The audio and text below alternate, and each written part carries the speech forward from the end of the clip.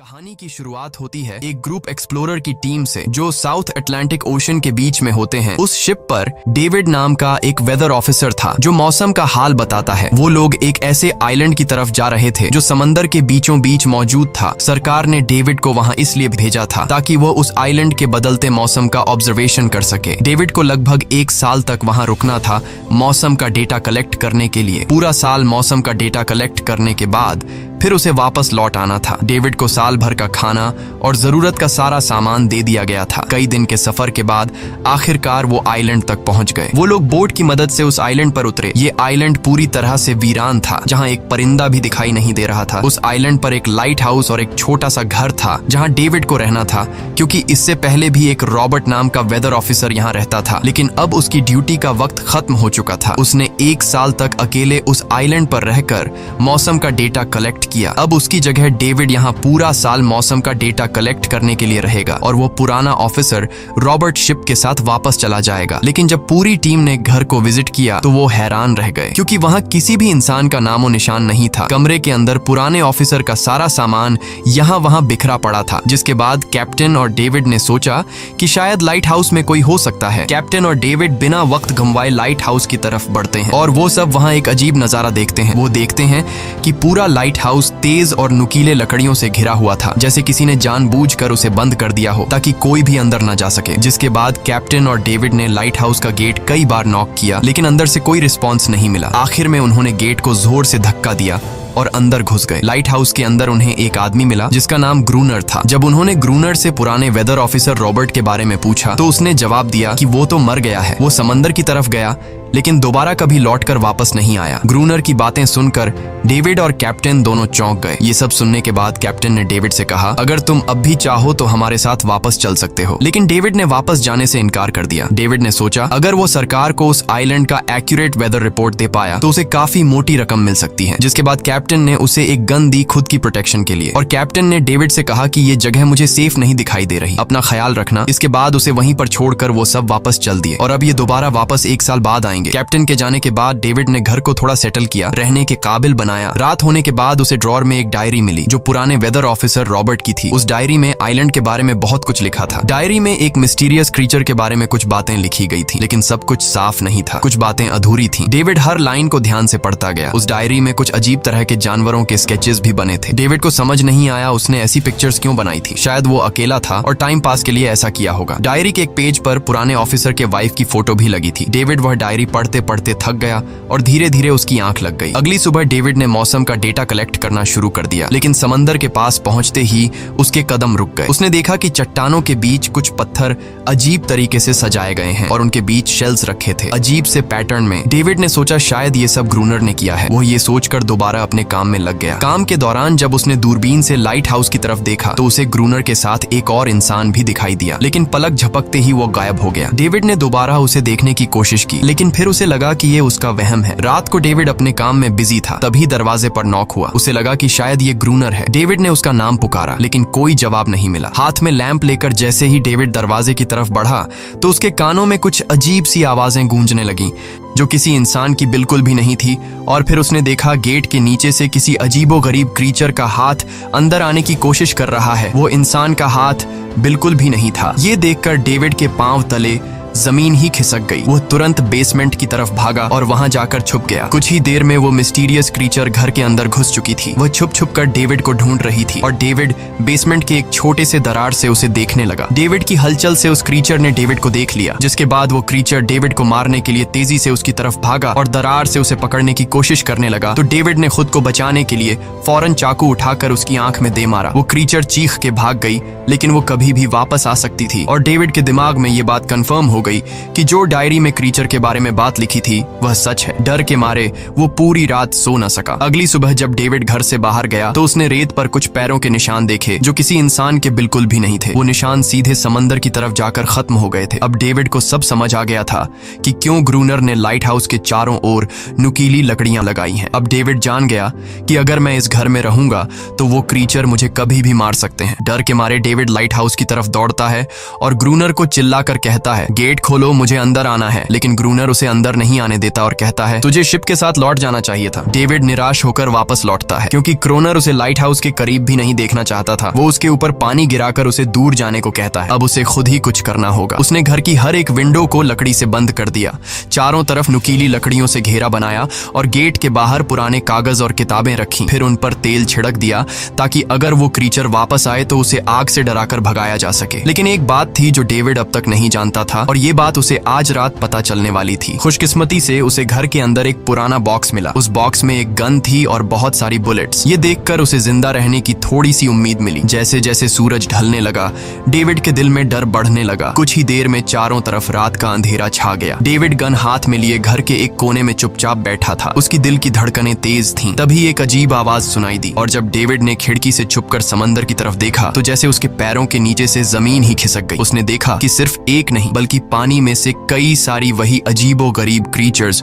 उसकी तरफ बढ़ रही हैं। कुछ ही देर में वो सब इकट्ठा होकर कमरे का गेट तोड़ने की कोशिश करने लगे। डेविड ने तुरंत गोलियां चलानी शुरू की, जिनमें से कुछ क्रीचर्स गिरकर मर गए। डेविड को लगा कि गोली की आवाज सुनने के बाद वो डरकर भाग जाएंगे, लेकिन अपने साथियों को मरता हुआ देखकर वो और भी ज्यादा गुस्सा हो गए। तब डेविड प्लान बी अपनाते हुए गेट के बाहर रखे कागजों और पुरानी किताबों को आग लगा देता है। आग देखकर वो क्रीचर्स डर के मारे वापस समंदर में लौट गए, लेकिन अब वही आग डेविड के घर तक पहुंच चुकी थी। घर के दरवाजे ने आग पकड़ ली और धीरे धीरे फैलने लगी क्योंकि पूरा घर लकड़ी का बना हुआ था। डेविड ने तुरंत एक चादर में खुद को लपेटकर अपनी जान बचाई और बाहर निकलकर लाइट हाउस के पास एक बड़े पत्थर के पीछे छुप गया। क्रीचर्स को शूट करते वक्त डेविड के हाथ में काफी गहरी चोट भी आई। तभी अचानक तेज बारिश शुरू हो गई। आग धीरे धीरे बुझने लगी, लेकिन पूरी रात की बारिश के बाद भी सुबह तक डेविड अपना घर नहीं बचा पाया। पूरा घर जलकर लगभग राख हो चुका था। अब अगर डेविड को जिंदा रहना है तो उसे लाइट हाउस में पनाह लेनी होगी। उसने अपनी राइफल उठाई और लाइट हाउस के पास के पत्थरों के बीच छुप गया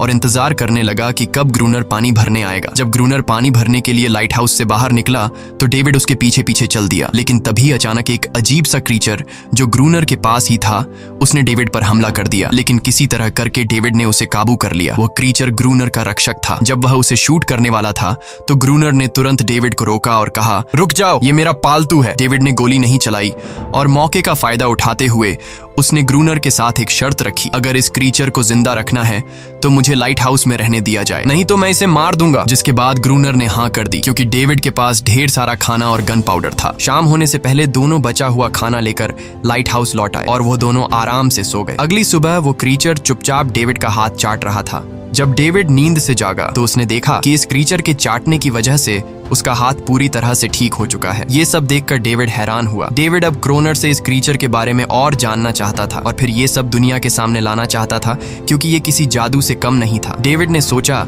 अगर इस क्रीचर का राज दुनिया के सामने हम लाते हैं तो डेविड और क्रोनर दोनों बहुत सारा पैसा और नाम कमा लेंगे। लेकिन क्रोनर को ये सब नहीं चाहिए था। वो इस आइलैंड से कहीं नहीं जाना चाहता था। क्रोनर का अब इस दुनिया में कोई नहीं बचा था। उसके लिए ये आइलैंड परफेक्ट था जहां वो अपने आप को एक किंग समझता था और अपनी मर्जी का मालिक। इसी वजह से उसने आइलैंड के कई हिस्सों में लिख दिया था, क्रोनर यहाँ का बादशाह है। लेकिन डेविड को ये समझ नहीं आ रहा था कि ये अजीब सी क्रीचर क्रोनर की फालतू कैसे बनी। तो क्रोनर ने बताया कि एक बार क्रोनर ने उसकी जान बचाई थी। वो गलती से उसके फिशिंग नेट में फंस गई थी। तब ये क्रीचर छोटी थी और उस दिन के बाद से वो क्रोनर के साथ ही रह गई। उसकी हर बात माननी शुरू कर दी। लेकिन क्रोनर एक सख्त इंसान था। वो इस क्रीचर के साथ बहुत बुरा बर्ताव करता था। क्रोनर हर दिन इस क्रीचर के साथ फिजिकल रिलेशन रखता था। क्रोनर ने बताया कि एक बार इस क्रीचर ने मुझ पर हमला भी किया था और उसके बदले में क्रोनर ने उसे ऐसी सजा दी कि उस सजा के बाद वो क्रीचर अपने आप को क्रोनर की गुलाम समझने लगी। और आप सब भी समझ गए होंगे कि हर रात वो क्रीचर समुद्र से बाहर क्यों आते हैं। वो सभी इसलिए आते हैं ताकि अपने साथी को क्रोनर से छुड़वाकर वापस ले जाए। लेकिन क्रोनर ऐसा नहीं होने देता। वो क्रीचर्स दिन के उजाले में अटैक नहीं कर सकते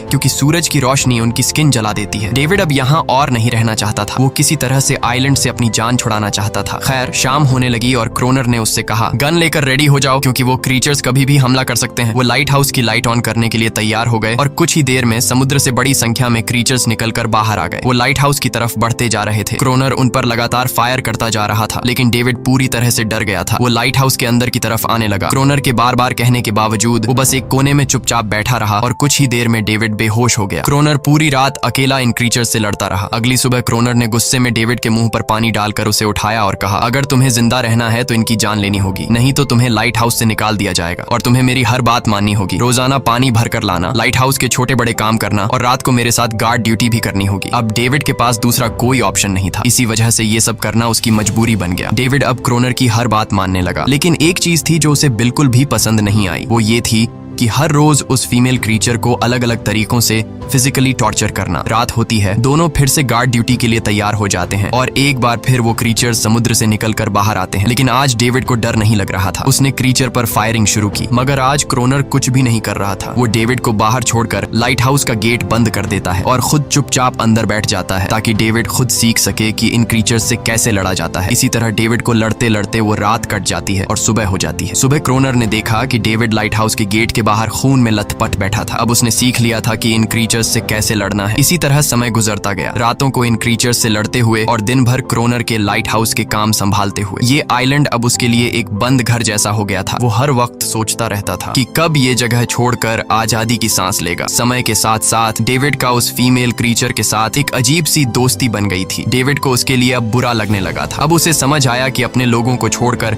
अकेला रहना कितना मुश्किल होता है। शायद वो क्रीचर भी कुछ ऐसा ही महसूस करती थी। डेविड ने उस क्रीचर को एक नाम भी दिया, अनारियस। इसी तरह से दिन गुजरते गए और फिर एक दिन उन्होंने देखा कि इन क्रीचर्स के अटैक्स धीरे धीरे कम हो रहे हैं। डेविड सोचता है शायद सर्दियों में वो कहीं और चले जाते हैं या फिर शायद उन्हें समझ आ गया था कि इन दोनों से लड़कर कुछ हासिल नहीं होगा। लेकिन क्रोनर ने उससे कहा कि ऐसा बिल्कुल नहीं है, वो फिर से अटैक करेंगे। अब वो अपनी संख्या बढ़ा रहे हैं। कुछ और दिन ऐसे ही गुजर गए। एक रात डिनर के बाद क्रोनर और डेविड ने टाइम पास के लिए चेस खेलना शुरू किया, लेकिन यहीं पर क्रोनर से एक बड़ी गलती हो गई। वो दोनों खेल में इतने उलझ गए कि लाइट हाउस की लाइट्स ऑन करना ही भूल गए। अंधेरे का फायदा उठाकर क्रीचर्स ने उन पर अटैक कर दिया। डेविड ने देखा कि क्रीचर्स की संख्या इतनी ज्यादा थी कि दो लोग मिलकर भी ज्यादा देर तक नहीं लड़ सकते थे और इस बार उनके पास कोई प्लानिंग भी नहीं थी। गन्स की बुलेट्स भी ऑलमोस्ट खत्म हो चुकी थी। किसी तरह बचते बचाते वो लाइट हाउस के टॉप तक पहुंच गए, लेकिन इस बीच क्रोनर के पैर में गहरी चोट आ गई। वो क्रीचर्स आज उन पर भारी पड़ गए थे। दोनों को लगा कि आज उनकी मौत पक्की है, लेकिन खुशकिस्मती से सुबह हो गई। जैसे ही सूरज धीरे धीरे उभरता है,